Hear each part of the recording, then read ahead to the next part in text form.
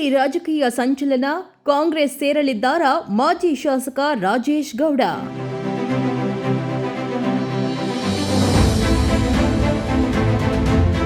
ಚುನಾವಣೆಗೆ ಕೆಲವೇ ತಿಂಗಳು ಬಾಕಿ ಇರುವಾಗ ಶಿರಾದಲ್ಲಿ ನಡೆಯುತ್ತಿದೆಯಾ ಬಿಗ್ ಆಪರೇಷನ್?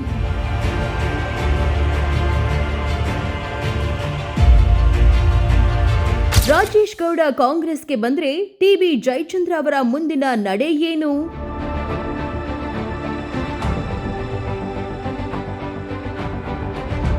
ತುಮಕೂರು ಜಿಲ್ಲೆಯ ಶಿರಾ ವಿಧಾನಸಭಾ ಕ್ಷೇತ್ರದಲ್ಲಿ ಈಗಿನಿಂದಲೇ ಮುಂದಿನ ರಾಜಕೀಯ ಲೆಕ್ಕಾಚಾರಗಳು ಕಾವು ಪಡೆದುಕೊಳ್ತಿವೆ. ಕಮಲ ಪಾಳಯದಲ್ಲಿದ್ದ ಮಾಜಿ ಶಾಸಕ ಡಾಕ್ಟರ್ ಸಿಎಂ ರಾಜೇಶ್ ಗೌಡ ಅವರು ಮರಳಿ ಹಸ್ತ ಹಿಡಿಯಲಿದ್ದಾರಾ ಎಂಬ ಸುದ್ದಿಗಳು ಸೋಷಿಯಲ್ ಮೀಡಿಯಾದಲ್ಲಿ ಸಖತ್ ವೈರಲ್ ಆಗ್ತಿವೆ.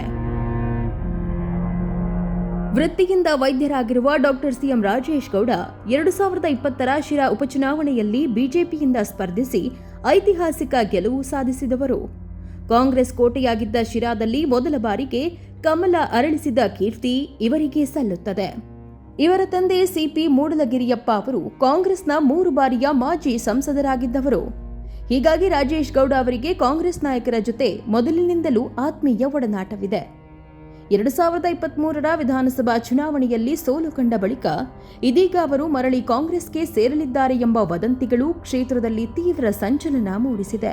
ಪ್ರಸ್ತುತ ರಾಜೇಶ್ ಗೌಡ ಅಥವಾ ಕಾಂಗ್ರೆಸ್ ಹೈಕಮಾಂಡ್ನಿಂದ ಯಾವುದೇ ಅಧಿಕೃತ ಘೋಷಣೆ ಹೊರಬಿದ್ದಿಲ್ಲವಾದರೂ ಸಾಮಾಜಿಕ ಮಾಧ್ಯಮಗಳಲ್ಲಿ ಮುಂಬರುವ ಚುನಾವಣೆಗಳ ಲೆಕ್ಕಾಚಾರದ ಗಾಸಿಪ್ಗಳು ಹರಿದಾಡ್ತಿವೆ. ಆದರೆ ಇಲ್ಲಿ ಕೇಳಿಬರುತ್ತಿರುವ ಪ್ರಮುಖ ಪ್ರಶ್ನೆ ಎಂದರೆ, ಒಂದು ವೇಳೆ ರಾಜೇಶ್ ಗೌಡ ಕಾಂಗ್ರೆಸ್ಗೆ ಬಂದರೆ ಹಿರಿಯ ನಾಯಕ ಹಾಲಿ ಶಾಸಕ ಟಿಬಿ ಜಯಚಂದ್ರ ಸುಮ್ಮನಿರ್ತಾರಾ?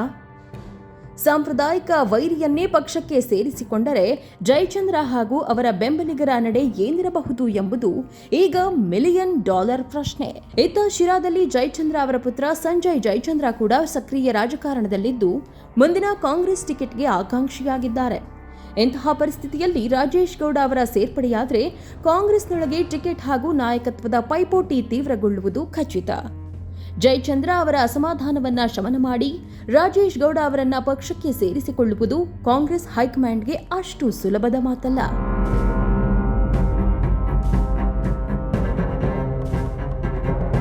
ಒಟ್ನಲ್ಲಿ ರಾಜೇಶ್ ಗೌಡ ಅವರ ಘರ್ ವಾಪಸಿ ಸುದ್ದಿ ಸದ್ಯಕ್ಕೆ ಸಾಮಾಜಿಕ ಮಾಧ್ಯಮಗಳ ಚರ್ಚೆಗೆ ಮಾತ್ರ ಸೀಮಿತವಾಗಿದ್ರೂ ಶಿರಾ ರಾಜಕೀಯದಲ್ಲಿ ಹೊಸ ಅಲೆ ಎಬ್ಬಿಸಿರುವುದಂತೂ ಸುಳ್ಳಲ್ಲ.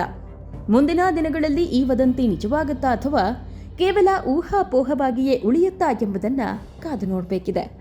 ಮಂಜುನಾಥ್ HR, ಪೊಲಿಟಿಕಲ್ ಡೆಸ್ಕ್, ಪ್ರಗತಿ ಟಿವಿ, ತುಮಕೂರು.